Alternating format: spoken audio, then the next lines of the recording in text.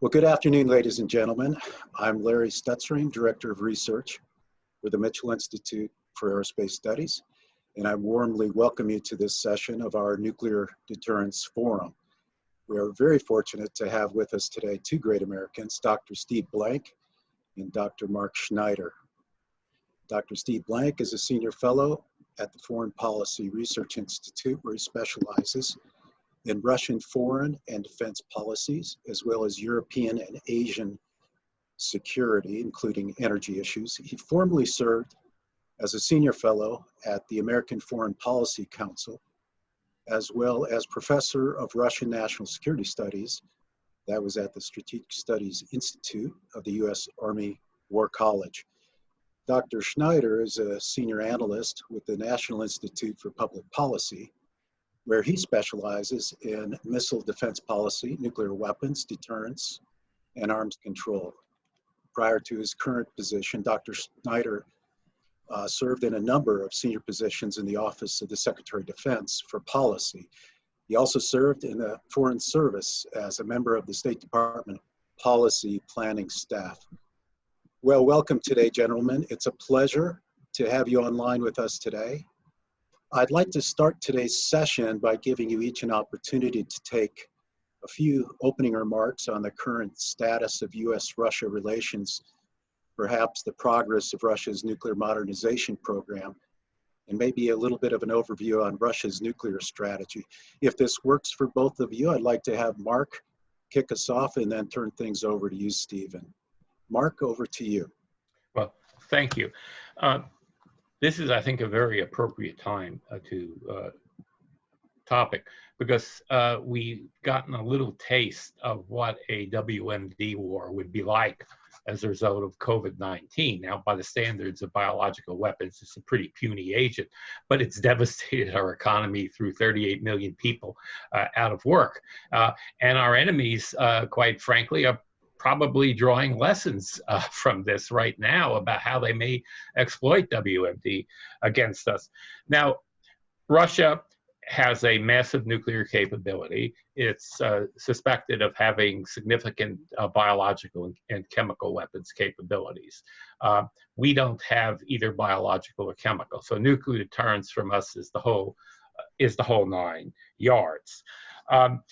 Russian nuclear strategy is probably the most dangerous in the world. It involves the first use of nuclear weapons. They call nuclear weapons introduction the escalation of a war.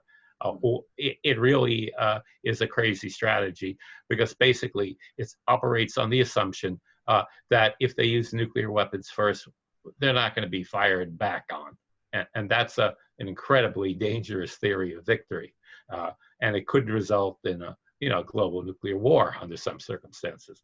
So we're dealing with a regime that makes nuclear threats on a very frequent basis.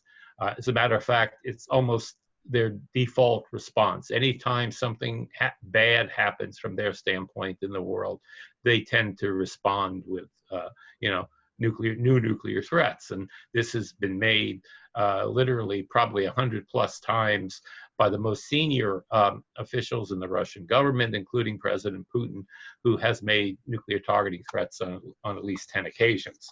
So we are dealing with a country which literally may have more nuclear weapons than the rest of the world combined, and probably has other WMD capabilities. Our nuclear deterrent has eroded significantly since the end of the Cold War. We've reduced our numbers by 85%. Modernization of U.S. Strategic nuclear forces ended in 1997 when the last B-2 bomber became operational. That's 23 years ago. So we have a much older deterrent capability today. We haven't tested nuclear weapons since 1992. Recent State Department report has said that we judge that the Russians are continuing yield-producing nuclear tests, and that's very, very important. Now, Russian modernization of their nuclear capability is very, very extensive. It's their highest military priority. They put a lot of money into it, and it's continuing. Hello? It's literally never ending. It's not like our modernization program that we plan to recapitalize the triad and stop. And, you know, they are going to go from one generation of systems to another. They've done that already. The Bomber Force, for example, has been put through several different modernization programs. The ICBM Force has been put through 2 modernization programs, and they're about to start on a 3rd. So they are putting an enormous amount of money into the nuclear capability. And you know, they apparently have a substantially larger nuclear force than their own. Even Hans Christensen and Matt Korda of the Federation of American Scientists accredit them with over twice the number of strategic nuclear weapons as we do. And unfortunately, that's growing. In December 2017, Bill Gertz reported that Pentagon officials told him that the Russians are going to reach 8,000 nuclear weapons by 2017. And in August 2019, Deputy Assistant Secretary of Defense, Rear Admiral retired, Peter Fanta stated, quote, "The Russians are going to 8,000 plus nuclear warheads." Now, according to Russian Defense Minister, General of the Army, Sergei Shoigu, and I quote, "Russia is developing, testing, and fielding new traditional types of delivery systems like road mobile ICBMs, silo-based ICBMs, ballistic missile submarines and missiles, bomber aircraft, cruise missiles, along with never before seen nuclear weapons capabilities such as the hypersonic glider vehicle, nuclear-powered cruise missiles, and nuclear-powered unmanned underwater vehicles." The Russians have actually announced something like 20 different types of strategic nuclear systems. That's amazing. I mean, and it's not one system for each leg of the triad plus the new capabilities. It's multiple systems for each leg of the triad. And in December 2019, Putin just openly stated, you know, in a meeting with the Russian Defense Ministry, modernization isn't going to stop when they've completely modernized their forces. It's going to go from one system to another. They're very Soviet-like in their approach to dealing with modernization. So in December 2019, they announced the operational status of the Avangard hypersonic boost glide vehicle, apparently nuclear only in capability. And they made an amazing announcement about 20 regiments of Sarmat heavy ICBMs. That's 120 to 200 launchers. And simultaneously, they said, according to Russia Today, that these missiles will carry 20 small, medium, or large power nuclear weapons. That's pretty amazing. So we are dealing with a very extensive modernization program in the bombers. They have modernized extensively, actually 2 or 3 versions of upgrading the nuclear capabilities of the existing Bear and Tu-160 Blackjack bombers. They have a new program for 50 or more new Blackjacks with new capabilities, the substantial modernization of the aircraft. They have lots of new long-range nuclear or nuclear-capable cruise missiles. And they also announced in December that the Bore-class ballistic missile submarine program, the new program, would be expanded from 8 to 10. They've got a program called the Husky, which they call a 5th generation ballistic missile submarine, which the Russian press says will carry ballistic cruise and hypersonic missile capabilities. TASS reports that they're doing something called the Bore-K, which will be a strategic cruise missile submarine. I think that's a pretty obviously a circumvention of the New START treaty, because none of those weapons will count.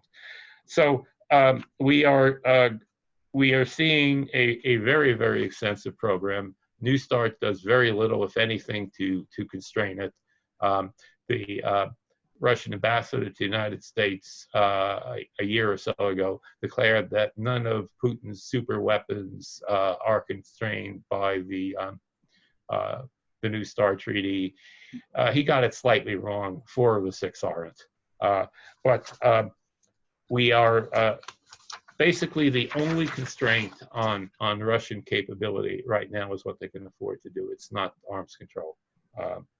And we face not only the strategic nuclear capability, we face a massive non-strategic or tactical nuclear capability. Obama administration said it's a factor of 10 Russian advantage. And I think, if anything, that's an understatement. And the hypersonic weapons programs are rather amazing. They are all nuclear or nuclear capable. And there are at least 6 of them that have been officially announced, and others have been reported in the Russian press, including within the last couple of weeks, one for the backfire missile. So we are seeing a very, very aggressive modernization of delivery vehicles. We're also seeing, and this is according to the Russian defense minister and the head of their nuclear weapons organization in the Russian general staff, that they're introducing new types of nuclear weapons that the defense minister characterized as unique. And that's probably a reference to the low collateral damage controlled output designs that they've been talking about for literally 20 years. So there is enormous disparity right now in nuclear weapons modernization. We're facing a very, very serious threat and an effective deterrent, and that means going ahead with the modernization programs, all of them, because we're outclassed even if we do that. So I think we face a critical national security threat here, and we've got to go ahead with the modernizations programs. Thank you. Very good, Steve. It's hard to speak after that, but let me try to talk to the audience about why they're doing this, because from an American point of view, this is crazy. But yeah. Point about Russian nuclear, and that, for that matter, Russian strategy in general, is that Russian strategy, although it is evolving and innovative, comes at the problems of contemporary warfare from a mindset and perspective that are totally antithetical to what Americans think and know and how Americans think in general. The words we may use with each other do not mean the same things to Russians as they do to us.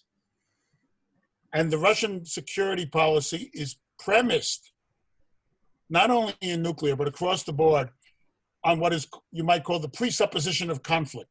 From Russia's point of view, and they said this in 2005, they have been at war with the West, albeit not a shooting war, since about 2004 or 2003, if not earlier. The nuclear buildup, according to most of us, starts in 1999. Amy Wolf at the Congressional Research Service puts it at 1998. And it is accelerated to the levels that Mark has just talked about. Because it is based on the presupposition that the United States is a mortal threat to Russia, even as the United States and NATO were disarming in the 1990s and 2000s. So the strategy that underlies this enormous nuclear and enormous conventional buildup is one which the Israeli scholar Dmitry Adamski calls multi-domain coercion. Those domains are, of course, nuclear, conventional weapons, information and cyber warfare, energy, economics, and, of course, diplomacy. All the elements of what the U.S. military calls the dime. Now, the threats that they perceive in the military sphere generally are the expansion of NATO military forces close to the Russian border. So if you know anything about NATO, NATO is no threat to the Russian military in its present condition, let alone where it was in 2014, before the invasion of Crimea.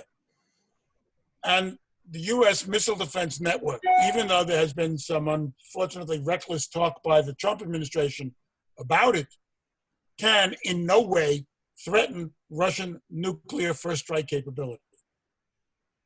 But the Russian system is set up to provide Putin with the worst possible analysis of what's going on out there. And he has already stated that if the military says something is a threat, then it is a threat. So they believe the worst possible case scenarios about us and proceed accordingly. Beyond those military threats, they see us promoting democracy, waging information warfare against them, and being in general unwilling to accord to Russia the status that it seeks. What is that status?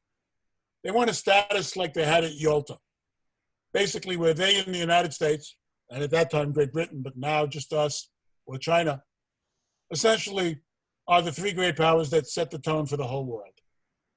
And they are recognized as an equal. And they have a sphere of influence, which is Central and Eastern Europe, where they can do as they please. And that's also including the old Soviet borders. If you look at Russian diplomacy, Russian statesmen do not recognize as irrevocable the documents of the 1990s guaranteeing the territorial integrity and sovereignty of all of the former Warsaw Pact states in Eastern Europe or of the former Soviet Union. So we've had the invasion of Georgia, the invasion of Ukraine. Others are likely if it becomes necessary from Moscow's point of view.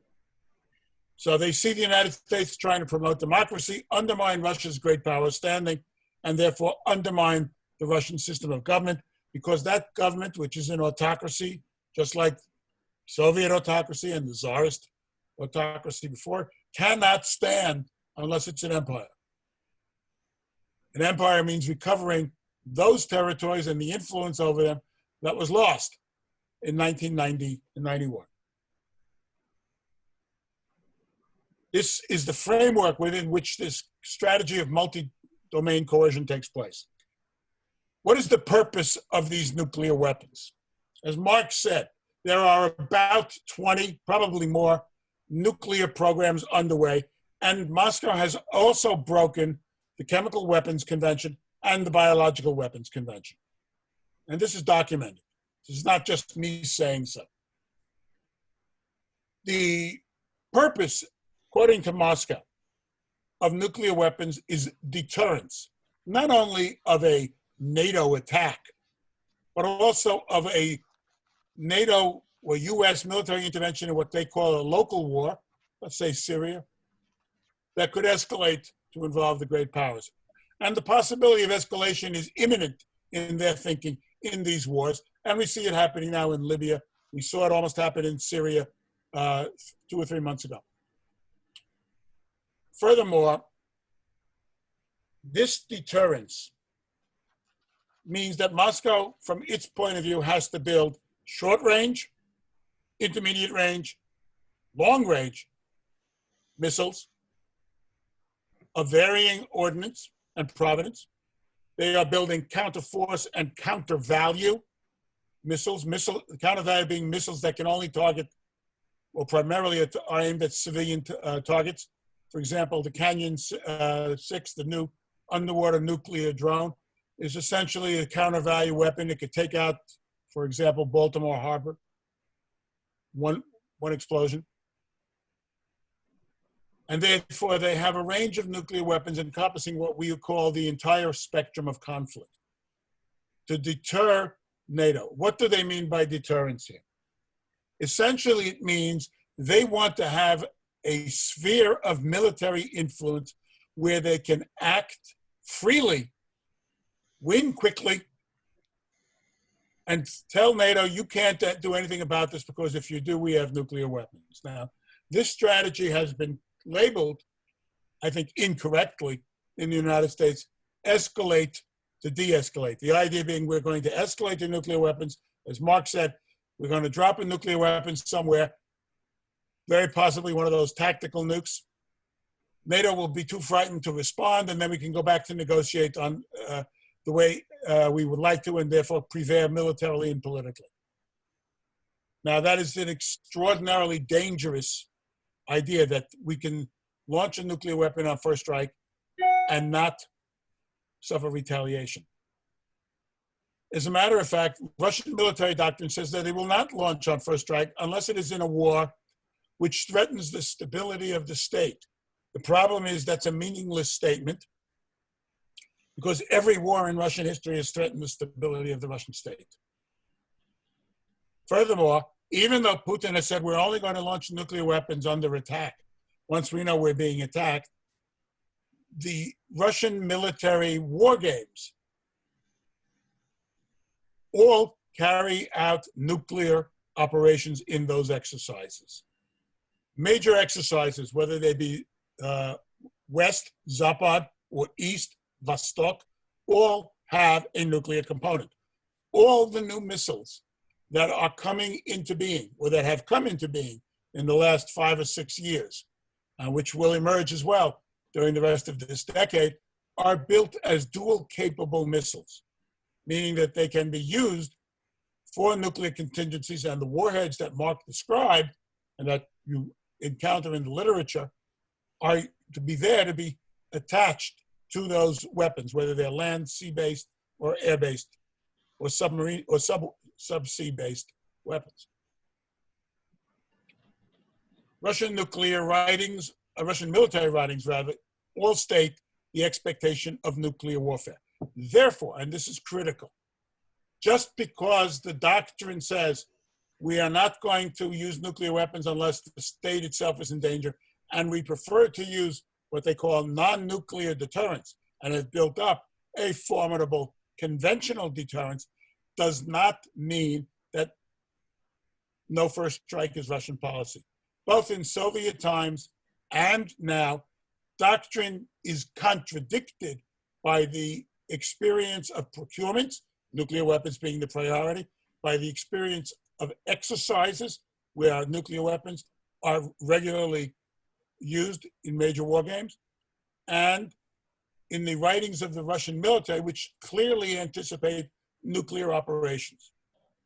And when you take into account as well chemical and biological, not to mention cyber and electronic and information warfare, and the fact that every arms control treaty that has been abolished has been broken by Moscow, with the exception of the Missile Defense Treaty, which the United States legally withdrew from, then you have good reason to suspect that whatever Moscow might be saying to us in terms of let's negotiate, this is going to be a terrible thing, arms control is not going to survive if there's no treaty, the Russian army will be unconstrained and so on, suggests that they are talking out of both sides of their mouth.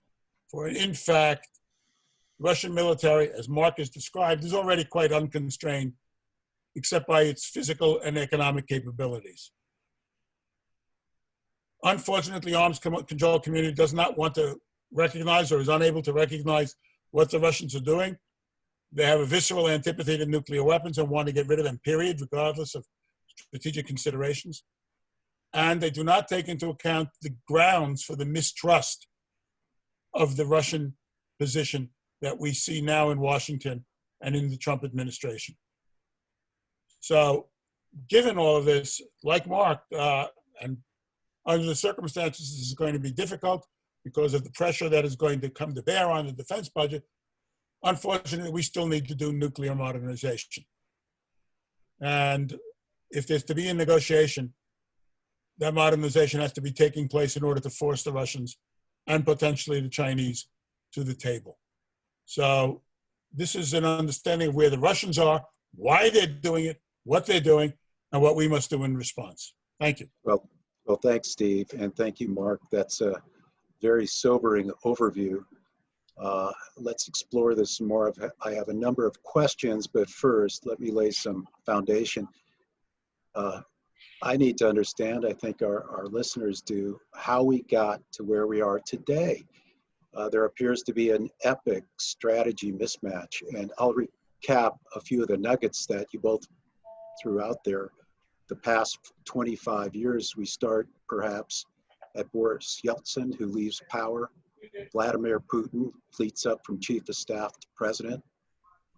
Shortly after, he announces a huge nuclear modernization program, doubles the nuke budget. In the background, the Clinton, Bush, and Obama administrations were largely dismissive of any potential for Russian resurgence after the Cold War. Even Colin Powell criticized analysts who warned of Russian designs. And I have a quote from him here where he says, at one point, Powell says, "Russia isn't going to start a war. They can't afford it. I think Mr. Putin can be dealt with if we stop screaming at him. You could work with the guy," unquote. Of course, as you said, Russian aggression in Georgia in 2008, Crimea invasion 2014, violations of international agreements, most notably INF. We fast forward to today, continued modernization challenges in the United States. We have to ask, were we asleep? I know you two weren't, but first Mark, then Stephen, please. Why did the Western world fail to respond more coherently to the Russian threat? Mark, first to you. Well, unfortunately, this goes all the way back to the Cuban Missile Crisis in 1962. Soviet Union and the United States drew exactly the opposite conclusions from what happened. We de-emphasized nuclear weapons. We cut back on our modernization programs. I mean, that's why we have a 50-year-old ICBM today, where the Russians have modernized their forces 5 or 6 times in that time period. So this got worse at the end of the Cold War. There was an enormous amount of wishful thinking about what the implications of the demise of the Soviet Union were. We went on a procurement holiday, which affected not only nuclear forces, but almost everything we had, that lasted 15 or more years. The Russians put dramatic emphasis on nuclear weapons, even more so than the Soviet Union, in the aftermath of the demise of the Soviet Union. They recognized there was no way they could compete in conventional capability, at least in the 1990s. That changed somewhat later on, but they put this enormous emphasis on nuclear weapons because it was something that we were de-emphasizing. They had capabilities which we don't. They retained just about every type of tactical nuclear weapon the Soviets had, and actually improved them, and then added the new generation of hypersonic missiles that are in the process of evolving right now. So the bottom line, they exploited American weakness, and they really don't have much other than nuclear weapons as a claim to a great power status. President Obama once characterized them as a regional power rather than a great power. I think that's accurate, but he shouldn't have said it because it really pissed them off. Steve, how about you? Well, you both gave the answer. We stopped taking Russia seriously, and particularly the Russian military. I mean, I know this is when I was at the Army War College. I came there in 1989, and I was there till 2013. And in those 24 years, which brackets really the period in which Russia was not regarded all that seriously, nobody in the U.S. Army ever called me up and asked me, "What about the Russians?" on anything. So all the work that I did was basically self-generated, and I came to see what was happening, as did Mark, but you couldn't get a lot of support anywhere to take this seriously. And of course, as far the U.S. military, was diverted into Iraq and Afghanistan, and with good reasons in some cases. So it also took its eye off of the ball. NATO basically stopped modernizing altogether. The Europeans came to believe that they didn't have to worry about great power. The French writer on international affairs, Dominique Moissy, said that Europe wants to be Switzerland. Everybody would live virtuously and we don't have to worry about power politics. Well, Russia never left that game. And they have a chip on their shoulder. As we said, they think they're not being taken seriously enough, which in some respects is true, but they also have a deeply exaggerated notion of their importance. And they are committed to militarily challenging the West in order to get others to pay attention to them. So as a result, we took our eye off the ball and we went on procurement holidays. And what's more, we did not get people to study the Russian military. Even now, it's very difficult to find a lot of people who have the expertise on Russian military thinking and strategy, along with the knowledge of arms control issues in general, to put 2 and 2 together and come up with 4 instead of 3. Yes, very good, Steve. Well, it is what it is. So let me ask you a question, Mark. You've talked about the modernization Russia's been through the last 20 years. It's probably going to be complete, their program, in a couple of years. They've new weapons, delivery vehicles to include nuclear torpedoes, cruise missiles, hypersonics. I'm curious what element you think of this Russian modernization program, both strategic and non-strategic arsenals, poses the greatest threat to maintaining deterrence.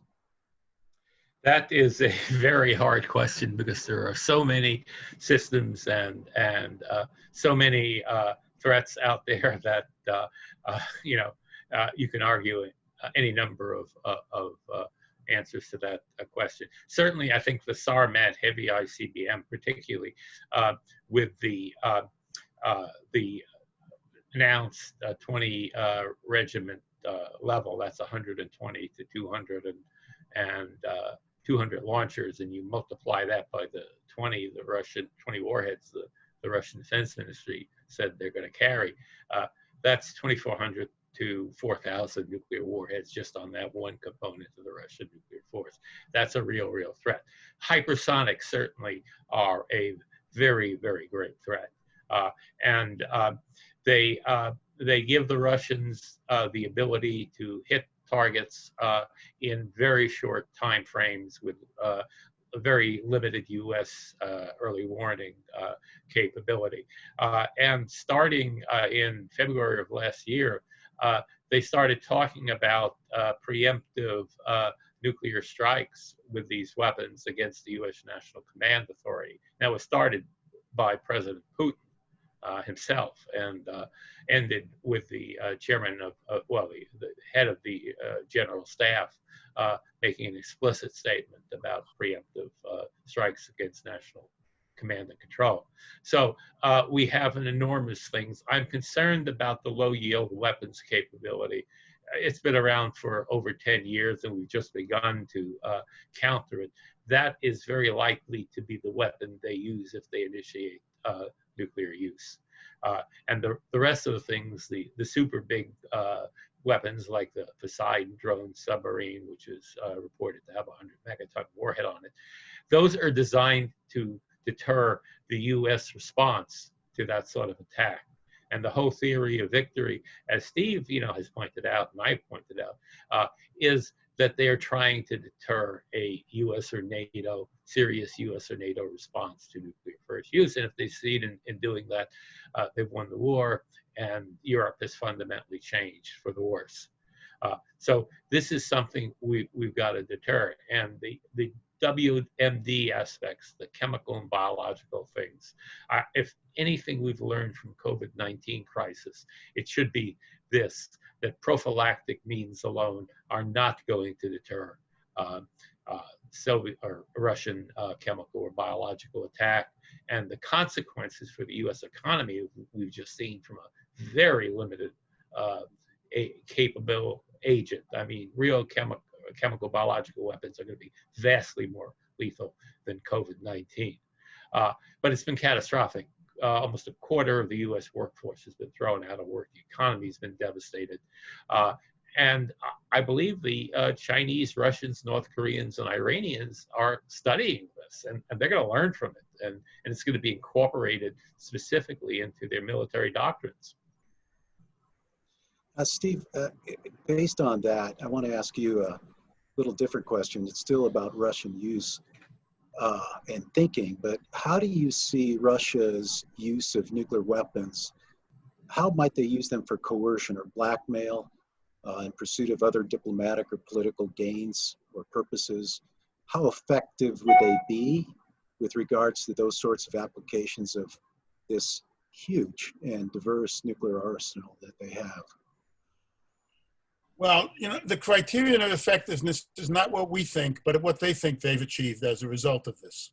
So you have to look at this, first of all, from their point of view.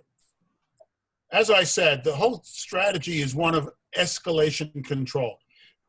Any crisis that breaks out where they're involved, nuclear weapons allows them, or so they think, to insert themselves into this crisis and try to control the course of the crisis from start to finish. So escalate to de-escalate is only part of that, because it's a much broader strategy of escalation control. With Ukraine, they mobilized armies on the Ukrainian border, and they said, remember, we're a nuclear power. Don't mess with us. That was what Putin said in 2014. The same thing is true with Syria. And it might be beginning in Libya as well, if you follow what's happening over there now. So also they have hinted at or threatened to put nuclear-capable platforms in Venezuela.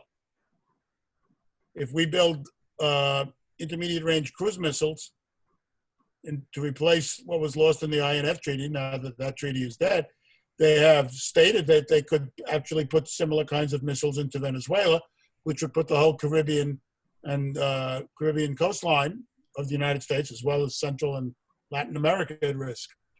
So this is an active, everyday process on their part. In Ukraine, in Syria, and elsewhere. So they try to do that to inhibit any NATO response whatsoever. Technology is interfering here. So they are... it's the president. Well, no, it's not. But this is a standard operating procedure on a daily basis. You're not going to be able to do anything to us because we have nuclear weapons, and if you provoke us, well, we might just use it. And of course, they have short-range ones to threaten the Europeans, who they believe since 1956 are exquisitely sensitive to nuclear threats. And as a result, they get away with this stuff. Yes. So, Mark, what do you think about that? I agree. I agree completely. The only thing I'd add to it is the experience in nuclear threats relating to the Ukraine suggests that the threshold, the coverage of the first use threat seems to grow as Russian territorial control grows. That in effect, they talk about sovereignty and territorial integrity, but territorial integrity seems to include any territory that they have grabbed. And quite frankly, that's the only way they can win. If NATO was serious in a response, it's got 3 times the population and about 30 times the GNP of Russia. The only way they can win a long war, the only way they can win is avoiding a long war, because they're just so completely outclassed if NATO were to mobilize. Now, maybe NATO won't do that, but from their standpoint, they have to assume that will be the case. So it's the nuclear threat part of this. We use nuclear weapons. The West is so afraid of nuclear conflict that it won't shoot back. And as I say, that is the most dangerous theory of victory you can come up with, because it maximizes the chance of a major nuclear war. Even more so, you have a situation where the stability of the state is at risk when it goes to war, if it's going to be a protracted war. Every protracted war in Russian history, including the ones where they won, put the state to the supreme test, and in a couple of cases it failed. And in many others there were major revolts. So they know that a long war would be devastating, and they can't afford to take that risk. Therefore, you have to brandish the nukes early and often. Yeah. Well, let me, before we get to the end of our session here, we really need to move into modernization. And I'm very curious about what you think about the Russian and US approaches. But for the US, the last comprehensive modernization of US nuclear deterrent began in 1981, almost 40 years ago. I've personally seen things like backup generators for ICBM facilities that look like something out of a 1940s farm tractor catalog. What factors led to this slowdown, this truncation of the modernization? Why aren't we keeping now pace with the Russians? And I'll start with Mark. Well, you know, as I said, I think this goes back to the divergence of US and Russian views on nuclear weapons starting in the Cuban Missile Crisis, and that it intensified in the 1990s, because they still, and as Steve has pointed out, they see themselves at war with the West, and they don't have the economic ability to wage it in any way with conventional forces. If you assume NATO really mobilizes against the Russian attack, and that may not be true, but I think they assume that because in many respects they are not only cautious, they're paranoid. So the only way they can win in light of their economic limitations, their technical limitations, is nuclear threats, and they hope to win with either based on the threat or actually implemented on a very small scale with low collateral damage. I think we've got to think about how to deal with that. We've begun to deploy low yield weapons. Certainly the capabilities will increase considerably when the F-35 with the B-61 Mod 12 comes online, but they will still have so many types of nuclear weapons that we cannot match, even with these capabilities. So I think we got to really seriously look at how we deter them. You know, if you take a look at their doctrine, the notional doctrine is they use nuclear weapons small scale first, and then they end their exercises with a massive nuclear strike. There may well be something in between the two that they're not talking about, and we've got to think about deterring something like that if it happens. Hey, Steve, let me ask you something a little different, in that we go back to the COVID-19 impact. It's probably going to result in reductions in defense spending, the response to COVID-19. And that's very much putting the nuclear modernization program at risk. How would you respond, and how might we argue against the need to rescope the U.S. nuclear modernization program? Well, I think, at least as far as Russia is concerned, and of course that's not the only game in town for us, I think the way to deal with Russia is to negate their strategy, which would mean really getting NATO to put more money into conventional deterrence in Europe, so that the whole idea that you can win quickly on the ground and just simply threaten people with nukes is taken off the table. Second, if there's to be a new arms control treaty, and Marshal Billingsley is going to meet with Ryabkov, so the negotiation process has actually begun. The verification must be much tougher. The Russians too are going to be hurt by the COVID-19 and going to suffer pressures on their defense spending. Already it was down from the peak because Putin is a deficit hawk and thinks that the Soviet Union spent itself into bankruptcy and is trying not to do that. That's another reason he builds nukes. It's probably cheaper than building conventional installations and weapons and so on.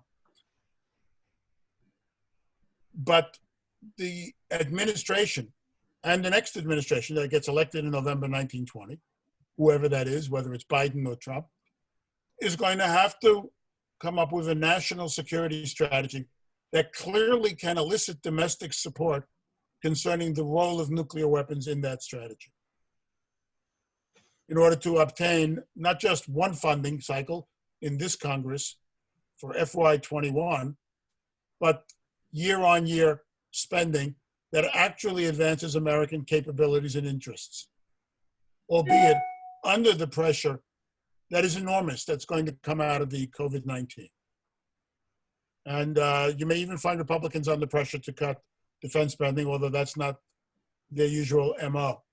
So it's going to be up to an administration to decide with Congress what is our nuclear priority, what are we trying to achieve, and where do we most need to put resources insofar as nuclear weapons are concerned.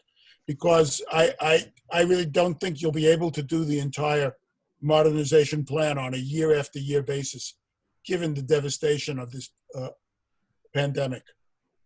The Russians may not be able to do so either, which is in our favor. But I also do believe that if we had taken conventional deterrence more seriously, the Russians wouldn't be able to get away with the kind of strategy they're now attempting to follow. And when you negate their strategy, all those nuclear weapons become quite useless, because they're not just simply going to shoot off nukes against the United States or NATO without some sort of provocation. And conventional deterrence, therefore, negates their strategy at a lower level of escalation and takes away escalation control. Mark, any thoughts on that? This is probably the only issue that we discussed that I disagree on. You cannot deter WMD attacks with conventional capabilities. The disparity in weapons effects is just too great. The Russians believe that. They say it openly. One of their 3 stars, a deputy head of the Strategic Missile Forces, once put it something like this, that nuclear weapons can defeat any precision conventional weapon. And technically, there's no question that's correct. You're dealing with multiple orders of magnitude difference in yield. You have weapons effects out of nuclear weapons that conventional weapons can't produce. And basically, during the Cold War, we used to say, ban nuclear weapons and make the world safe for conventional war. Well, today it's a little bit different in a sense that it is the nuclear capability which prevents the conventional attacks. We face a lot of adversaries. It's not only Russia. It's China, it is Iran, it's North Korea, so-called crazy states. And I think that's a pretty good description of what they are. China just staged a major military parade through its capital. And the warhead delivery capability of the delivery vehicles they paraded through Beijing exceeded what they're normally given credit for their total nuclear arsenal. So my guess is the Chinese nuclear arsenal is a lot bigger than let me correct the misunderstanding here, Mark. I'm not saying that conventional weapons deter nuclear strikes. I know better. Conventional weapons deter conventional weapons. And to the extent that the Russians think they can launch something conventionally using nuclear weapons as a screen, particularly in Europe, and get away with it, to the extent that we have conventional deterrence that thwarts them from having a quick, rapid fait accompli or victory, then the nuclear weapons, the strategy of escalation control and of nuclear threats becomes a lot less usable. Because they cannot take out nuclear weapons by the NATO and the United States with impunity at that point. Very good. Well, I think the real clue there, or the one nugget, is that it's a very threat-filled world. We have to focus on this Russia issue, but there are so many things out there to be focused on. I run the risk of running a few minutes over. If you'd be patient with me, I just want to get a quick understanding, one last thing on this issue of modernization of the U.S. nuclear deterrent, you know, some critics would say that that effort in itself might renew a nuclear arms race. How would you respond to that? Harold Brown famously said, "We build nukes, they build nukes. We don't build nukes, they build nukes." Russia believes itself at threat, permanently at war with the United States, albeit not kinetically, but multidimensionally, regardless of what we do, because of the nature of the Russian political system and Russian strategic thinking. Yes. Yes.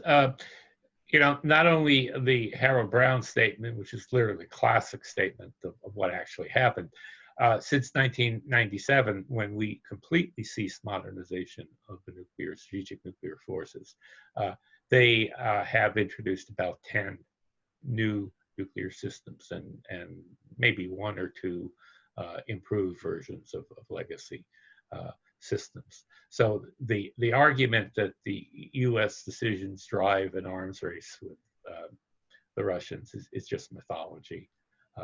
They will go on with their programs irrespective of what we do.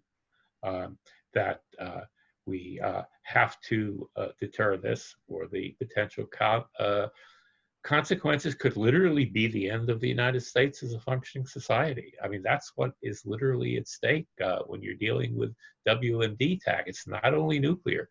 The advanced biological weapons can be almost as deadly.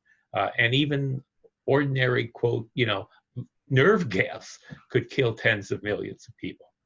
And one of the really amazing, you know, unique aspects of the world we live in, you have a situation where basically inconsequential nations like North Korea can kill tens of millions of people because of nuclear, chemical, and biological weapons. And it may be considerably higher than that, particularly if they do EMP attacks or biological attacks.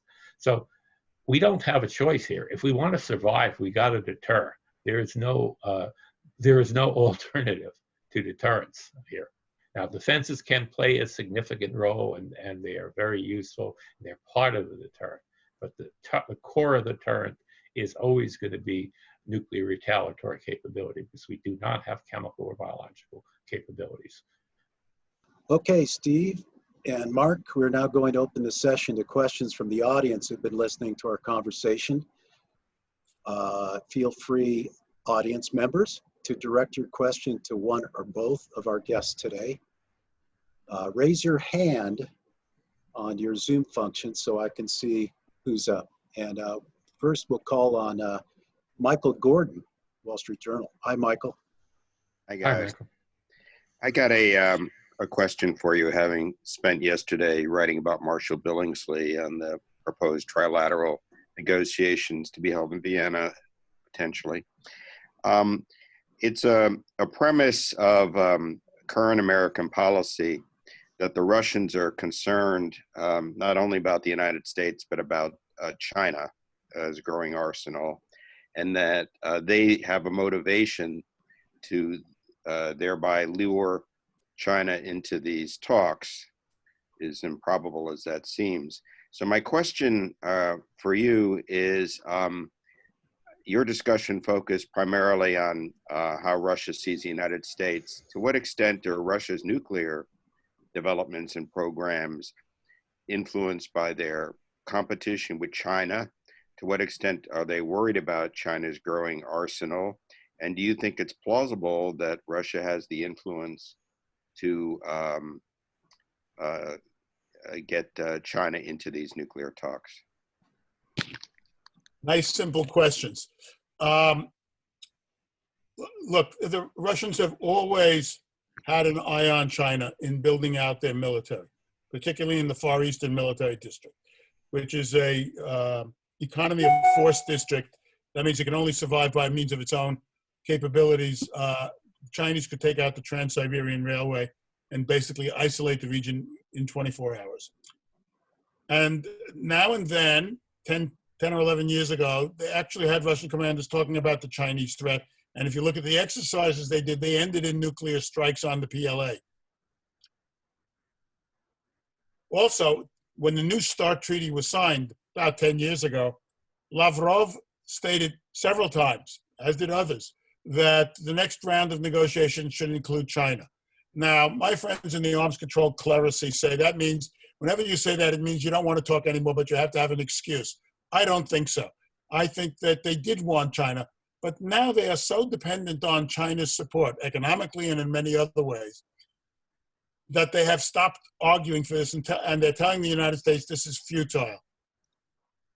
I don't think that Beijing is going to be influenced by Russia unless Russia does something spectacular to show that it will go with the United States and support the United States against China. Because what you see, if you look at Russia's overall security policy in Asia, is that the first principle is do nothing that will antagonize China. And that's same thing here. So Russian military guys, Russian planners certainly take China into account. They don't think China is going to be a threat to them for another 10 or 15 years. I think that's foolish. At least that's what they say. They'll never say anything in public about China. And unfortunately, I'm not sure they have the leverage on China that we would like to see. Nonetheless, I think this is a minority view. Billingsley is right. The president is right on this.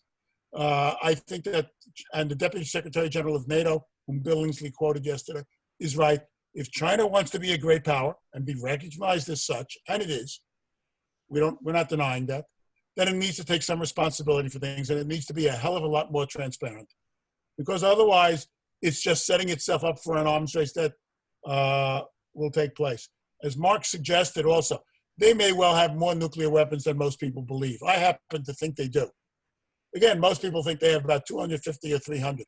But as Robert Ashley said last year testifying, we expect them to double that number, and they will probably MIRV it as well. So they need to be in the room, and the Russians need to have them there, even if they can't admit it at present. It's not politically correct in Russia to talk about China as a threat. They do. You see this rarely, but under the political correctness, they do regard China as a threat. But their focus is clearly on the U.S. and NATO. They certainly want to get Britain and France. They've said this countless times, into the negotiation. And not only that, they want British and French weapons to be counted as if they belong to the United States. Now, they have made that proposal countless times, and it's always no. The U.S. answer is always no to that. But we certainly, as I said, Marshall Billingsley is an excellent choice for the chief negotiator. He has one hell of a job to do. I wouldn't like to do it even if I was 20 years younger than I am. It's going to be an incredibly difficult thing to do. How do you do inspections on 3,000 miles of underground deep tunnels? Nobody's ever thought about that, much less actually have any experience in doing something like that. The Chinese Chinese have avoided nuclear arms control for several decades.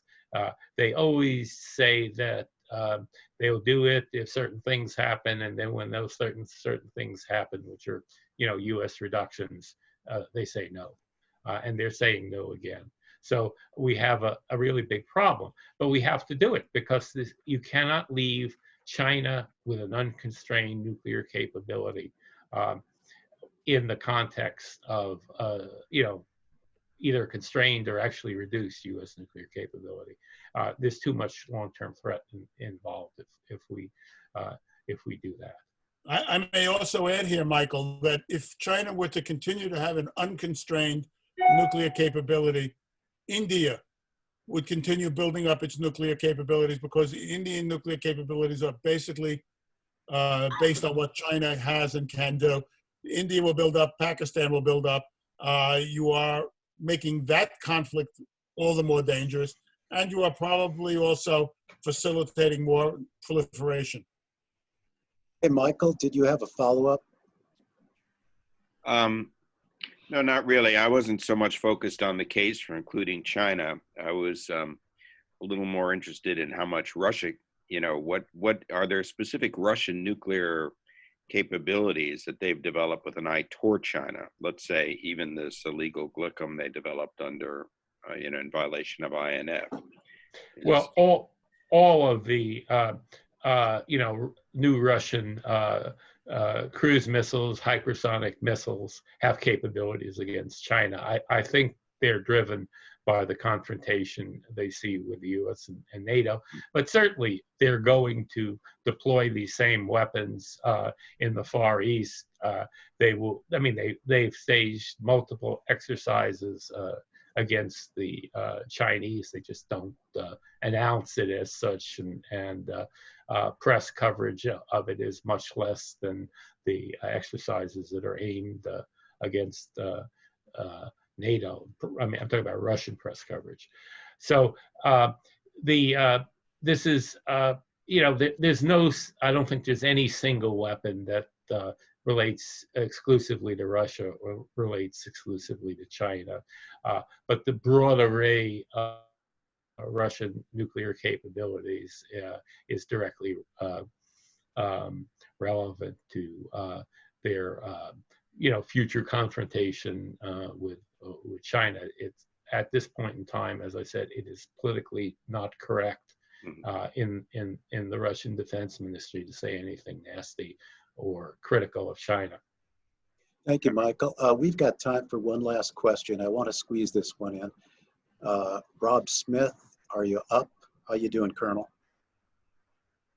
Good morning. Gentlemen, can you hear me? Yes. Yes. This is Lieutenant Colonel Rob Smith. I'm a senior defense fellow here at the Mitchell Institute. It's been in the news over the last 24, 48 hours. So I wanted to get your thoughts regarding the current reporting of the U.S. withdrawal of the Open Skies Treaty and the ramifications thereof. Thank you.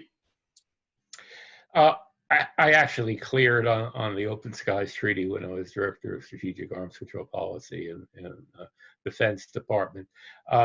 It was not something that was really done for national security reasons. There was a desire to sign an agreement with Russia. This was perceived to be essentially harmless. From the current standpoint, I very strongly support any U.S. termination of an arms control treaty that is being violated on a consistent long-term basis and on a, in a serious way by Russia. Because if arms control is going to have any positive effect at all, it has to be complied with. You could negotiate the best treaty ever conceivable. You could have the best verification regime conceivable. And if you don't enforce compliance, none of that matters.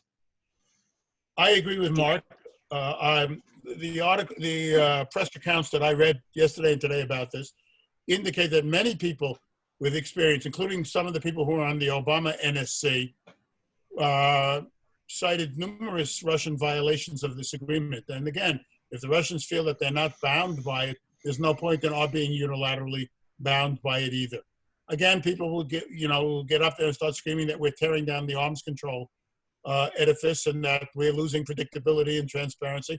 And we are, but those complaints ought to be addressed to the Kremlin, not here.